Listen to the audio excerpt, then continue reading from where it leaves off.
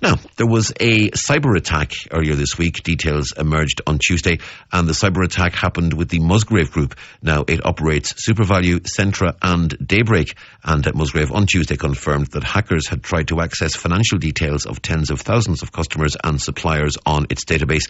The group says there is no indication data was stolen by the raiders, but people are being urged to check their bank accounts. And this is always a worrying issue, that if a cyber attack on someone that you do business with has taken your details, could you be compromised as a result?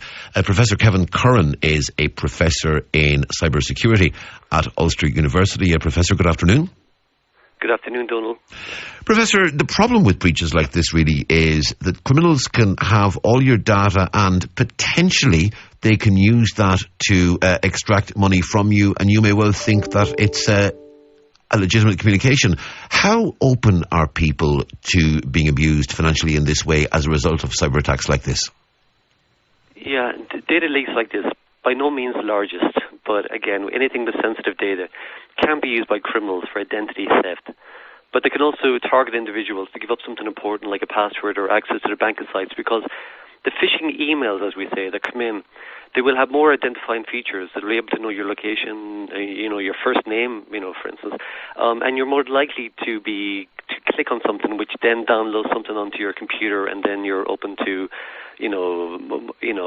Trojans, as we say, on your computer, which are able to scam and get your logins to other sites. So, again, every leak which happens online around the world makes us more vulnerable, because, again, they also get access to more password profiles, and they can learn what we all use. But there are large databases online which enable them to do this. But again, it's just, the reason we're seeing so many more data breaches is just simply an indication of where we are in time, because we're situated between a time where companies really face no penalties for poor storage and protection of data, apart from some reputation loss, and then a future world where organizations will be fined enormous sums for allowing any data to leak. So, again, companies, a lot of them are in a semi-state of ignorance, with regards to safe computing practices. It does but seem... on the other hand as well, again, sorry, the criminals are just getting so... They only have to find one weakness in your cyber defenses, really, because they just got to get lucky once. So it is difficult for any person, the head of IT, to patch up every single known and unknown vulnerability that there is.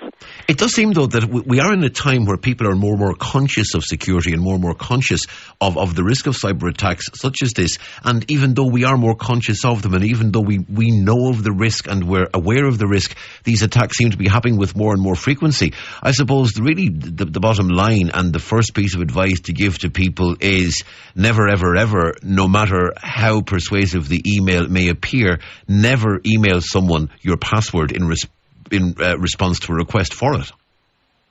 Yeah, exactly. But unfortunately, a lot of the phishing scams come in now, and they look like you're logging into PayPal or you're logging into eBay, and they look so genuine because the page really seems like an email, and people don't necessarily reply with a password, but they click on this link which brings them to a fake eBay site, a fake Amazon site, and then they type in the password, and of course the criminals own that site, that temporary fake site, and they've got it.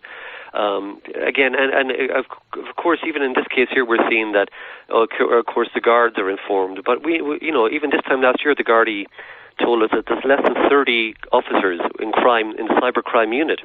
And that mirrors even in the UK, which there's only a handful of people in the cybercrime unit, and they're dealing with all crime as literally 50% of crime has moved online.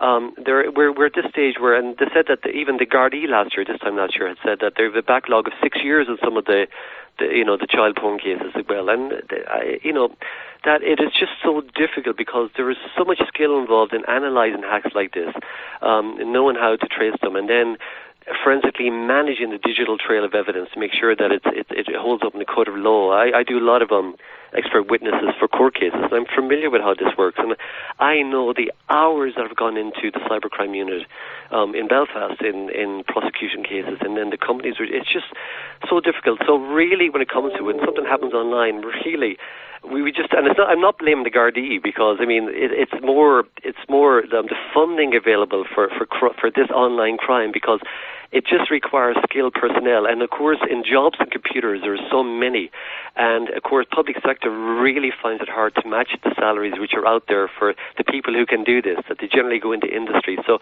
something has to be done so that we can get more people skilled, more Gardaí, skilled in cybercrime analysis to deal with these cases where everything is moving online.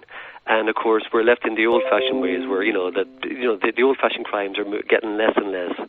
Should we be more wary about what stores and what companies we're giving our email addresses to? For instance, I was recently in a shop and I was asked, can I have your email address and we'll email your receipt to you? I mean, is this becoming more and more popular? Yeah, of course it is. But there's nothing wrong with giving out your email address, really. It's just an identifier. Mine's all over the web. But it's more that, in other words, what will help here is next year on May the 25th, there's this thing called the GDPR rule, and it's going right across Europe. And it's really, the whole idea of it is to make companies more responsible for our data. And they can face these fines of up to 20 million euros or 4% of the company's net income. And for companies like Google and Facebook, that can go to hundreds of millions. And this goes right down to small shops, really, that everyone now will face fines if they don't manage data. So that will be a wake-up call to the industry as a whole. So, like I said, we will see differences next year with practices when companies realize that they really do face these hefty fines. So in some ways we're kind of at a peak in bad management, and really with companies facing no onus on them really to protect. But again, there will always be breaches again. So that's why we got to practice best practice when it comes to cyber security again. And even companies, I would say to them, get cybercrime insurance. That there actually is insurance out there for when you're breached that can cover that. But for all of us, really, it's updating our software. That I teach computer security in college, and the number one rule I tell everyone is when you see that pop up from Android to update, or iOS for Apple, or your Windows machine, update your software, because all the cyber crimes hackers are moving always to the older unpatched systems like Windows 95, Windows XP, Windows 7, because they have so many more vulnerabilities, because the companies like Apple and Google and Microsoft that they have teams of very highly skilled people who are aware of all the latest breaches, all the attack vectors, as we say, and every month or every few years they update the software and they make our phones and our computers and tablets more secure. So if you're more up to date, you are blocking yourself from the latest exploits, the more dangerous ones. So again, that's the number one thing. And of course, passwords are always a weak point on these sites again. So again, just use different passwords on all your sites. There is sites where you might log into which you don't have any details stored on. There might be a newspaper online or something where it just says looking for a username ID. But you could batch some of them together. But when it comes to your important banking ones, your important Amazon sites, and your Facebooks and your Netflix, anywhere where your credit card is stored against your name, use a password. Really use a long password. And of course, there's other tools out there, password managers, which you could use. But the least, if you can't use those tools, always just make sure that your important passwords, which are stored against your credentials, have different ones. And again, that's two-step verification where Facebook asks you for your phone number, or Twitter or something else. Do that, because that means if someone does have your password and your username and they're in Algeria or they're elsewhere, that if they try to log in, the systems like Facebook and Google know that you're logging in from a new device. So what they'll do, they'll send you a message to your phone and ask you, was this you, or type this number in, that's what we call two-step verification, because it's something you know and something you have, and the something you have is your phone, and the criminals will not have your phone.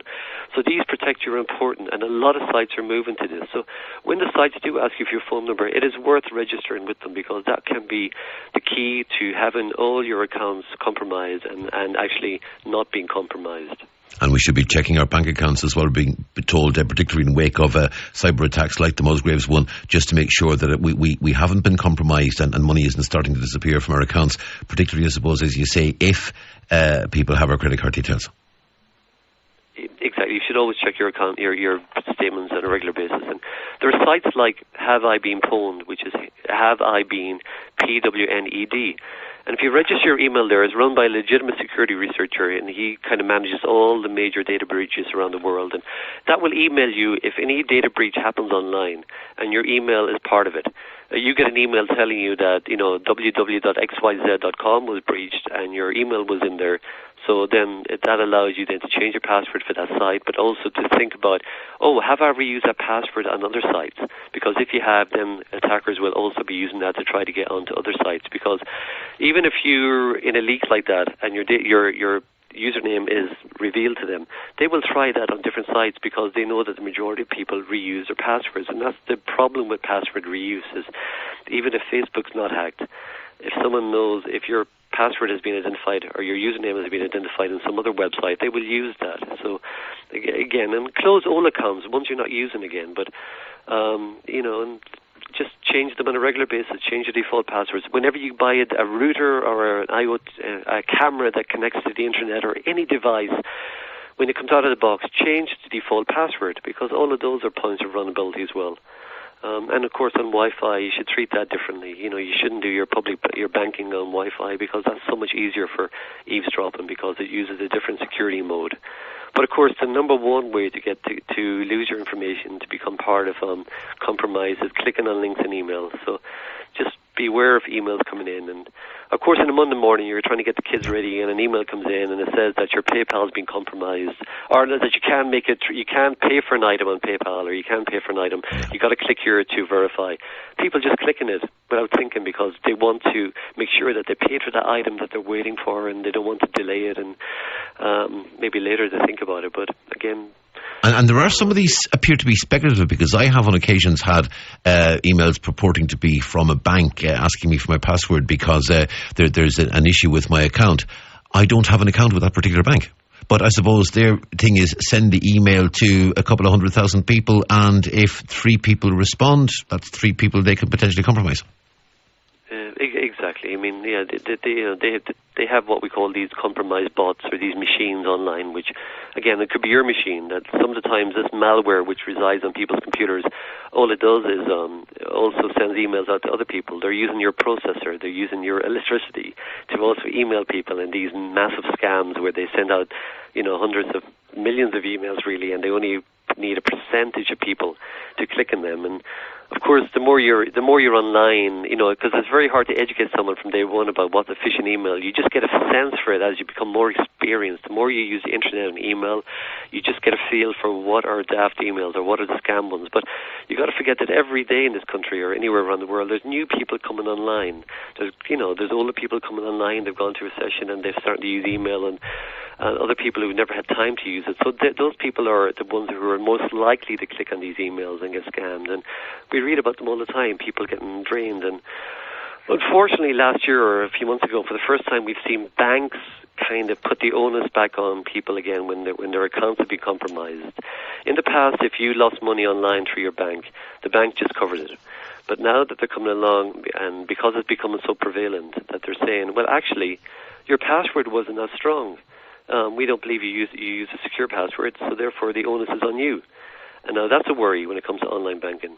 And again, my number one tip this morning is for people who do online banking, because it is very useful to be able to look and transfer money and to see your account online. But unless you are transferring money on a daily basis, whatever else, you can use online banking and to view your statements, but you can make it read-only. So even if your online account was compromised, no one could do anything, because you have made it read-only, so that therefore you have to go into the bank or you have to do it over the phone. So I would recommend to people who do online banking, unless you need to transfer money frequently, just make it read-only, and you can do that through the settings on all bank accounts, and that prevents you really getting stung by a large transfer of money from your bank account, and that you might have no recompense to. Kevin Curran, Professor of Computer Security at Ulster University, thank you very much indeed for speaking to us this afternoon. That's Professor Curran there. That brings the show to an end. Greg's back tomorrow. Thanks to Caroline Orr and to Yvonne McFadden, the production team. Good afternoon. Today